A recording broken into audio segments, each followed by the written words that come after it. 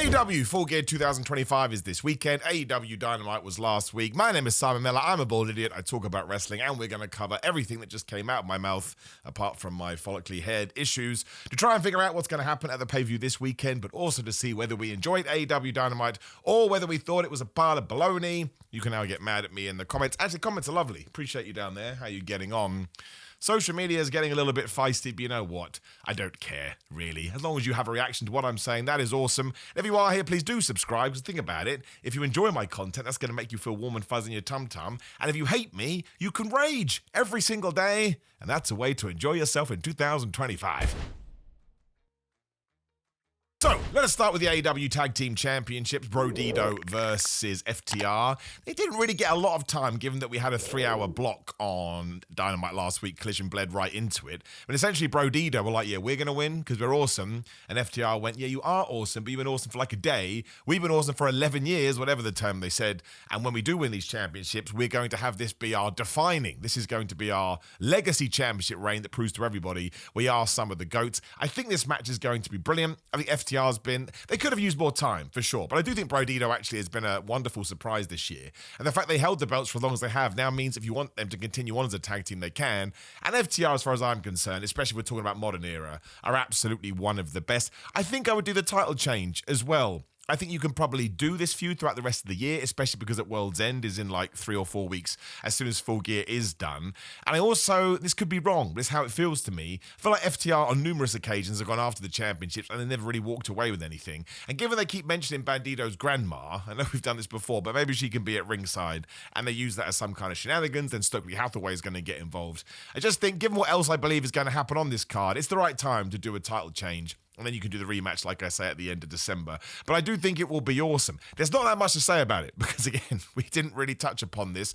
I do think that the AEW Tag Team titles are still not of a level as they were maybe 2 years ago. But this is a good feud, and maybe this can be the stepping off point, especially because you've got all the stuff with the Young Bucks and Kenny Omega that could tie into this eventually. But I'm really looking forward to it, and I think they'll totally smash it. And it could even open the show, maybe that's why I put it here, and you really could kick off with a bang, like we did the last one. Remember with the big pyrotechnics, and some people pretended that was a real faux pas because everybody's grifting these days. I like the idea of you sitting down, you're all pumped up, you got all your wrestling snacks, then all of a sudden, oh my gosh, we've seen a tag team title change, and you know that Full Gear is going to go on for about 72 hours. So that will give you the adrenaline boost to maybe see you through, or it's going to be like a sugar rush. And then you're going to crash and you're not going to know what to do. But I'm going to go with FTR. I think it's just the right time to do a change, and it doesn't hurt Brodido at all. They've established themselves. Brody King rules. I think Bandido has had a really special 2025. I think he's going to have an even better 2006. But I'm going with FTR. And we will keep on title changes as well. This does tie directly into Dynamite. Kyle Fletcher versus Mark Briscoe. Mark Briscoe has to win. He got totally mugged off on Dynamite. Like, we had a don't touch the other person non-physicality segment. Not only did Okada and Hechicero beat up Mark Briscoe anyway, but after Kyle Fletcher had said, I'm going to make sure you lose, and the stipulation is you have to join the Don Callis family, and you're going to be great here. I can't wait to see how you're going to thrive. Don Callis said, I'm going to make your kids orphans. I was like, I don't think we needed that. I don't think we should have said that. Let's just move past it as fast as possible. I've always said about these things, as long as the Briscoe family is totally fine with those lines, that's up to them, like we did with the Jeff Hardy stuff in WWE, and the more recent one, I suppose, was Becky Lynch and Maxine Dupree. Was it Becky Lynch that said that about Maxine's brother? I can't remember. Maybe it wasn't. But Maxine has come out and said that was her decision. That's her family, her grief, her feelings, her sadness, her happiness. It's not for some bald idiot on the internet to decide. At the same time, as a fan, sometimes I'm like, oh my gosh, my face starts going nuts. But Mark Briscoe can't lose. Can't lose. That's right. I don't think this is the end of this. I actually think there was a rumor maybe they were going to do a best of 7. They're already like 3-2 or whatever it is. So I think we'll get a couple more matches out of this. But Kyle Fletcher's a lot like Bandido. He's had such a good year. Him losing now is going to make no difference. And also, fans are so into Mark Briscoe, that will be the takeaway. People will be so happy, especially after he got destroyed here. They beat him up and said horrible things to him, and none of his friends came to help. If all of a sudden he can make up for that and win the title that he's been trying to get, and of course he had that big victory over MJF a couple of months ago too, I really do think the joy in the room You won't think, oh, Kyle Fletcher's been buried, to use 2025 terms. You'll just be super happy that Mark Briscoe towards the end of the year finally got his due. He holds it for 4 weeks, he holds it for 8 weeks, he holds it for 24 hours, whatever it may be. I just think in that moment it will cement Mark Briscoe as one of the top baby faces in the company. And that's where he always should have been. And then sure, he can go back and forth with the Don Callis family for how long, especially because I do think eventually the Don Callis family will be taking on Kenny Omega and the Young Bucks. So you can fit Mark Briscoe in there too, and they'll have some banger matches. So yes, Mark had a terrible Dynamite. He had a really bad day, although he was much better in Blood and Guts, I suppose, because he was on the winning team. Well, no, actually got beaten up there, didn't he? And he had to walk down. I'm going with Mark Briscoe. I think this one needs to be a lock. We're also getting this mad women's tag team match. I may get this wrong, so please do forgive me. But it's Toni Storm and Mina Shirakawa. It's the Babes of Wrath. It is the Sisters of Sin. I think that's what they're called. And it is Marina Shafir and Megan Bayne. Now, the winner of this gets to choose a stipulation, I think, for their semi-final in the women's tag team tournament, which I now found hilarious because we're also getting the Continental Classic next week. Maybe I overthink this. Maybe I am more of a simpleton than I realize. I would have finished the women's and then gone into the Continental Classic. And if the Continental Classic needs to start end of November, we'll start the women's tag team tournament. We did announce the women's tag team belts, then no one said anything for like a month. Like we were scared a T-Rex was going to get us. But yes, I find it weird because it means one stipulation. It's one semi-final will have a stipulation, and then the other semi-final won't have a stipulation. This would never fly in the Premier League, man. It's like when you have VAR in some cup games and not others. It sends people totally crazy, and understandably so. I mean, you don't want the winners of the tournament to win here, obviously. Now, I think Toni Storm and Mina Shirakawa are going to win. They've got their own entrance. They've got new music. I think it was new. They've got tag team moves. But I do think an outsider's bet would be Marina and Megan. I think they work really well together. It sucks what happens to Penelope Ford. But because they're both big women that slap women meat, they're really intimidating in a good way. Like the match they had against Ty J on Collision, I really like because they looked all powerful and stuff. So if that's going to be the final, let me rephrase that. If Megan and Marina aren't going to win, I think they should win here. But they're going to have to go to the finals because you can't have whoever wins and picks a stipulation has to win. Well, no, I guess heels could lose. I'm just talking out loud now. But the point is, Megan Bayne and Marina Shafir are so like, oh my gosh, I'm so scared. If they pick a stipulation, then lose and don't get to the finals, you've mugged them off. Of course, the counterpoint to that is, well, they're not even a real tag team. And I doubt Tony Khan had long-term plans for this, because again, it was given that Penelope got injured. But I'm going to go with Megan Bayne and Marina Shafir, because simply, I'm working backwards. I think Tony and Mina are going to win the thing, so you want to make them as dominant as possible, and you do it by them winning. It's weird the finals aren't on this show, but they're not, so whatever. Let's not worry about that. Let's not cry over spilt milk. So you want to, make a big deal out of it. It's really weird. It's a really weird thing to throw in there. But I'll go with Marina and Megan, and they will probably beat... I don't know. I guess they probably could beat Toni Storm. That's what you do, right? They can pin Mina Shirakawa. Then they meet in the finals. The story is, oh my gosh, Megan and Marina already won. And then they lose. Just do that and keep it simple. We're also getting Jon Moxley versus Kyle O'Reilly. Who knew this would be such an interesting matchup? If I told you that back in August when All In was going down, you never would have believed me. But it's a wonderful piece of evidence that if you push somebody for a matter of weeks, they can get over. Like Kyle O'Reilly now is way more over than he ever has been in AEW, apart from maybe his debut. When you get that, oh, it's you. I can't believe it. My thing is, because of course Kyle O'Reilly came out on either Dynamite or Collision, I get confused. He beats up Jon Moxley after his match and he applies the ankle lock, and Jon Moxley had won basically after Claudio got the victory for him. He applies the ankle lock, the Death Riders can't prize him off, the babyfaces get in there, they chase away the Riders of Death, and that's when Kyle O'Reilly said, let's do a no-holds-barred match.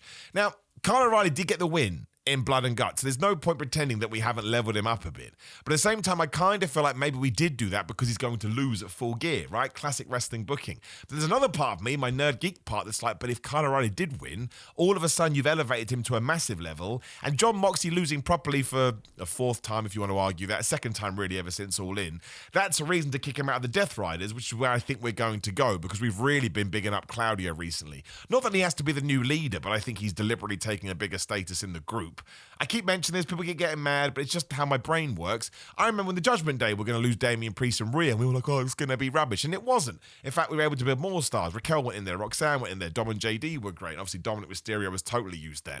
So if there is somebody else we can bring in that we're not even thinking about right now, removing Jon Moxley is probably good for Daniel Garcia because he'll have more breathing room. Wheeler Yuta, I think, has got himself over in a really good way. Marina Shafir is an interesting person, but she could be the guy that takes Jon Moxley out and strangles him, and that's just going going to turn her into a warrior, and it will help babyface Jon Moxley. So you could have Kyle O'Reilly win here if the story you want to tell is that the Death Riders are going to disintegrate. At the same time, maybe you could turn them babyface and they feud with the Don Callis family, who's about to add 72 more extra members to the group.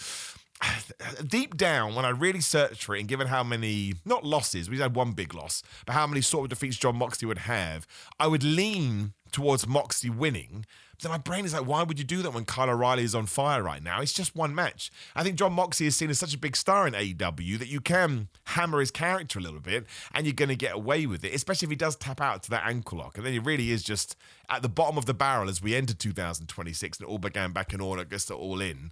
I'm going to be bold and say Kyle O'Reilly, and that's only because, as you do know, when we do these predictions, I try and come out with outrageous ones, stupid word, because why do normal ones? That's boring, right? Anybody can do that. So I don't actually think it's going to be Kyle O'Reilly, but I'm saying the words Kyle O'Reilly. But then again, what do you do with Kyle O'Reilly afterwards? And it's going to be Jon Moxley, isn't it? I'm going to go Kyle O'Reilly. And I think Jon Moxley will be out of the Death Riders within about 2 months, and then he'll somehow team with Darby Allin. Everyone will go, how the hell did that happen? But that's just what we do. Mercedes Moné versus Kris Statlander for the AEW Women's title. Given how Collision ended, Kris Statlander has to be winning this. She just does. Now, I don't believe Mercedes' belt's on the line. Can I see this? I need to keep talking, otherwise I'm going to look weird.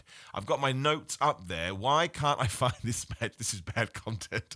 No, I think it's just for the Women's World Championship. I don't think the TBS title's on the line. Mercedes can lose, right? She lost to Toni Storm when she went after the Women's Championship. So that could actually be a nice subplot that we are telling. But Kris Statlander got totally mugged off. She did a quick video earlier on in the night. Then she does announcing, and that was fine. Like, it does what it does. Then Mercedes beat Red Velvet to become the real Ring of Honor TV champion, or whatever the flub it's called. But then she just beats the shib out of Kris Statlander, puts her in the statement maker, and Kris Statlander tapped out. Now, the camera should have cut earlier, because then you saw Kris Statlander leave with Red Velvet. And I was like, why didn't you go punch Mercedes right in the face?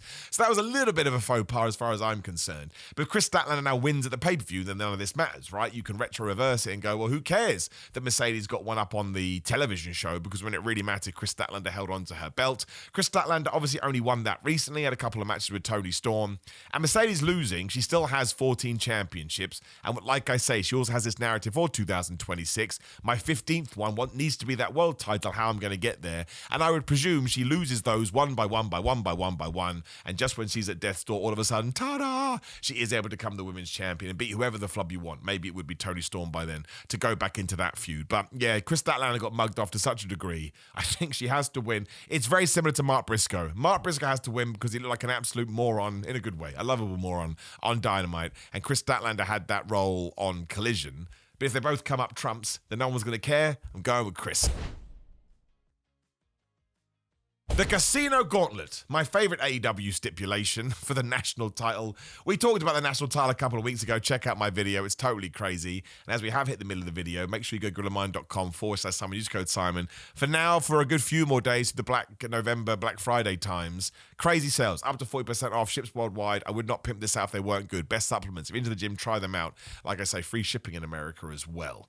Now, we know Bobby Lashley is number 1. We know Shelton Benjamin is number 2. I don't think anybody else has been confirmed. Now, I love that story, and that's what we did, right? Bobby Lashley destroyed Ricochet after Ricochet had been a right dickhead on the microphone. Awesome. I loved it. It was over in like 2 minutes, whatever it was. Shelton Benjamin versus Mike Bailey, great match. I know the finish got screwed up. Who cares? They just got up. German suplex, super kick, 1, 2, 3. You can edit that out. We'll all move on. No one's going to remember it. The point is, great match, great match. And they did completely different things to get over Shelton Benjamin and to get over Bobby Lashley. I did think that MVP went in way too hard on Mike Bailey on commentary, but it was quite funny. But I kind of felt like Mike Bailey needed to win that match in order to survive the complete verbal onslaught. But the story is, are we going to get the Hurts in the Cup fighting? Are they just going to wait for entrant number 3? I'm fine with either. I think it works really well. My gut is telling me that Bobby Lashley could win. But I think the more interesting story is, if it was I forgot at one point it was for the national title. I thought it was going to be a number 1 contendership. And I thought MJF could return in this. Then he'd have the contract he's already got, and he would have that too. But didn't he win that contract by winning a Casino Gauntlet? I can't remember now. I just thought it would be hilarious for the heel to have 2 more shots. But I don't think he needs to come back to do anything with the national title. So maybe, I think it'll be one of Ricochet, hence why he got murdered on Dynamite, or Bobby Lashley or Shelton Benjamin. I would love it to be Shelton Benjamin, who I think right now is reminding everyone how good he is. Actually, I'd love it to be Bobby Lashley, but I'd also love it to be Ricochet. I can't think of anybody else just because there must have been a reason to keep the Demand and Hurt Syndicate feud going. I don't think they're doing it for fun. So I'm going to go for Ricochet. I think Ricochet got utterly obliterated because he's going to win the belt, but then he should feud with Bobby Lashley, and Bobby Lashley should win that title too. And if you want to work Shelton Benjamin into the mix as well, that would be fine as well. It's going to be good. It's going to be great. I hope there's some surprises. I hope that it's as good as all the other ones have been. I've never watched a Bad Casino Gauntlet. Some have been better than others. I just love the stipulation. I love how crazy it is. I think it works. There's too many championships in all of wrestling, but at least somebody gets something out of this. So the stakes can be high. And listen, the other reason I think it could be Ricochet is the belt is meant to go to New Japan. It's meant to go to CMLL. Wrestle Kingdom is like a month away, 6 weeks away, as soon as Full Gear is over. And I would imagine that Ricochet is more likely to go than Shelton Benjamin or Bobby Lashley. Not that they wouldn't, I'm just hazarding a guess. So yeah, I'm going to say the angle we did on Dynamite was for a reason. Put Bobby Lashley over strong, put Shelton Benjamin over strong, but Ricochet, probably in the most Weasley way ever, is able to win the thing. I think that's going to be really good. Darby Allin versus Pac is also on this card. Pac won Dynamite in many ways when he said, "Oh my gosh, Darby, I'm so sorry. I said I was going to break your neck, but instead I set you on fire. So, I apologize for not doing what I said I was going to do." He also made sure to make it clear this is just a one-on-one match, right? It's a singles competition because Pac doesn't believe that Darby Allin can beat him when it's just straight up one-on-one because Pac's the man. Now, I think Darby Allin's going to win this, and I think it's all going to be to do with his big rise to become the world champion in 2026. Because, of course, if he beats someone like Pac, who is one of the best wrestlers in the world without any smoke and mirrors, then all of a sudden he can be like, "See, I told you I didn't need any of that. I can do it." And then I think it should be MJF the guy that he challenges for the title because MJF can lean into that as well. It could go back to the headlock takeover that obviously MJF cheated to win 2 years ago, whenever the flub it was.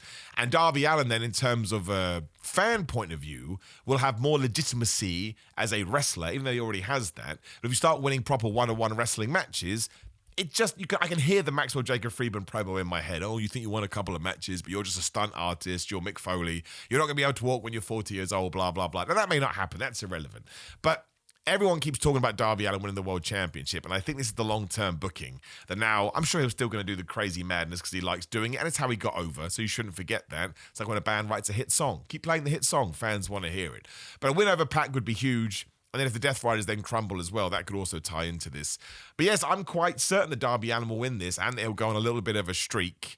But we'll see. So many people don't want him to be the world champion because, well, the only real criticism I've seen is he's undersized. It's 2025, and that rhymes, so it must be true. I don't care about that anymore. I care about how it feels when somebody actually wins that championship. Do I like it? Do I not like it? What kind of matches are they having? I mean, Rey Mysterio became the WWE champion. That was brilliant at the time. And then Vince McMahon booked him like an idiot because he was too small. I think you need to be more creative than that and think outside the box. And also, so when John Moxley beat Chris Jericho, that was actually way too soon for Chris Jericho to lose that title, but you could just feel it in the room. You could feel it at home. You could feel it in the wrestling bubble. John Moxley had to win that belt, and it was the right thing to do. And I think we'll get it right with Darby as well. And once again, being someone like Pac, who, as far as I'm concerned, is one of the best wrestlers of the modern day. He's so damn good. It's huge. And you have to sell it as huge and going with Darby. We're also getting the Jurassic Express and Kenny Omega taking on the Young Bucks and Josh Alexander. Obviously, Josh Alexander and the Young Bucks now hate each other after what happened on Dynamite. They won their tune-up match against Skyflight. Then out come the Don Callis family. Kenny Omega makes a return. There's a big old schmoz. And we're just massively teasing that the Young Bucks are going to join the Don Callis family, but of course they aren't. I think we'll get a proper match here. I don't think Kenny Omega and the Young Bucks aren't going to fight. I think we'll get lots of sequences between them. But I think at the end, the Don Callis family will demand an answer, and the Young Bucks will say no, and they will join up with Kenny Omega, and then the matches going forward will be the Jurassic Express, Kenny Omega, and the Young Bucks, or the Elite in the Jurassic Express, take on the Don Callis family. And there's 425 people in the Don Callis family, so it's not like we can't do those numbers. In terms of who wins, though, that's interesting, because if Kenny Omega and the Jurassic Express win, it's a bit weird. Well, they're going to have to be beaten down to begin with, because you're going to have the big moment of Young Bucks, what are you going to do? But then if the Young Bucks and Josh Alexander win, I don't know. It kind of, I guess it does work, because then the baby faces can be standing tall because they'll go to beat up Kenny Omega. I think we'll probably do that. Now, once again, the Don Callis family can cheat and be assholes and be stupid. So, I mean, you could pin a Luchasaurus or a Jack Perry. I think that's fine. I would try and protect Kenny Omega. But yeah, if there is some obvious cheating and some obvious, how dare you do this, and then the Young Bucks turn on the Don Callis family, and it ends with Kenny Omega, Jack Perry, Luchasaurus, Matt and Nick Jackson all together, I don't think anybody will be massively worried about the result. And from that point on to the babyfaces can win all the matches. So yes, I'd put the heels over. I'd make sure Josh Alexander is the guy to pin them, just so it is the Don Callis family that has won. and the Young Bucks can spin off for them straight away. It will be nice. I think the Young Bucks heel run has come to a very nice natural end, and Kenny Omega, given where he currently is in his career, should absolutely be teaming with his former friends so they can just have a good time. And also, the heel babyface dynamic is kind of leaning so far in the bad way. Like we just said, there is tag team matches you can have there. Maybe we can even work the trios belt into that as well. So I'll go with Josh and the Young Bucks. But at the same time, the babyfaces could win because the Young Bucks actually make their decision in the match. Maybe that is better, but you can do it afterwards as well. I've said it now. I'll go for the Bucks and Josh Alexander after cheating. But yeah, if you do want to get to the end, and it's actually the Bucks that go, ha, they super kicks Josh, that's fine too. I'm going with Callis. Which brings us to Hangman and Page versus Samoa Joe in a steel cage. Loved Hangman and Page versus Shibata. Didn't like the Shattered Dream spot. Well, no, I did like it. I liked it a lot. But Shibata just going, nah, I didn't kick him in the balls. Samoa Joe was funny when he said something like kicking someone in the balls is a legal grappling hold. Why did the official let that go? These are minor things that don't matter and we should move on instantly. But it made my eyebrow raise a little bit. But they're pulling off the boot, which I assume was an Eddie Guerrero homage given what time of year we're in. And then Hangman getting out of the ankle lock and lariating Shibata, who threw the boot in the air, and then Hangman caught it, put it back on and hit a buckshot lariat. Is that not just the best babyface of all time? Not of all time, I'm exaggerating, but pretty damn good. He's had a wonderful 2025. And then, yes, cuts the big promo on Samoa Joe and says, I'm going to Swerve Strickland you in that cage. I was like, no. Don't do that. No more cinder blocks and syringes in the mouth. I think it's going to be brutal. And I think mostly it's because people are aware that Samoa Joe's not going to win, or he's not the favorite, right? He's like a 1% chance of doing that. Nor should you take the belt off Hangman and Page. I think his next feud has to be MJF, who will probably return at the end of this too. That's another prediction. I think Hangman will win, then Maxwell Jacob Friedman will return, which is cool. And that leads into World's End. But I think Samoa Joe will remind you he's one of the best ever. Screw modern day. One of the best ever. I think he's fantastic. So good on commentary. So good in that promo early on. We're just talking like an insane person. Hangman's had a terrific year, and I think taking out a Hall of Famer like Samoa Joe, he mentioned the poncho too, the Samoa Joe wore when he did commentary for WrestleMania 37, I believe. But I think getting a win over someone like Samoa Joe and really starting to rack them up is really going to cement Hangman as a champion, and then his biggest fall, his biggest enemy, MJF, comes back, and maybe you can change the title then. I think you're going to have to read the room and see what's what. But great work all around. The fact we've got this second match, and it's randomly in a cage match, again, those two have made it work because they're just so good. And it could be a bit of a passing of the torch moment. Like, how many more world championships is Samoa Joe going to get? He doesn't need to. He's Samoa Joe. He's bigger than a world championship in many ways. But I'm going to give it to Hangman. I don't think it's the right change that tames the title. I think it'll be an awesome closer. Plus, I believe we'll get the spin with MJF, and we'll all go home thinking, thank goodness I spent $50 on that, even though it's like 7 o'clock in the morning. At least for me, because I live in the stupid United Kingdom. So there you go. There are my predictions, but I'm way more interested to know what yours are and what you thought of Dynamite, so drop me a comment down there. Please do like the video, share the video, and subscribe. Click the video on the screen, which are my thoughts for Raw, which I did very much enjoy. Good week for wrestling so far. And again, subscribe and notification bell. Otherwise, it is gritandmind.com. We talked about that. Do check it out. Patreon.com/Simon316 for watch-alongs. We're focusing on John Cena matches. We're about to do the debut against Kurt Angle and the Bryan Danielson match from SummerSlam, so check that out this weekend. Otherwise, Simon316 to tell me how much you hate me. That seems to be happening a lot, but hey, any reactions good for me. Social media we just did. What am I talking about? It's TikTok for my dumb wrestling producer videos. Please do go sign up for that if you're on TikTok. I really would like them to grow because I like them and it's awesome when they do numbers. That's side of the game that I am in. Cameo for some happy holiday shout outs should you wish, and ProWrestlingTees.com for merchandise. Otherwise, that's it. Thursday's come to an end. Have a lovely day. I'll see you soon.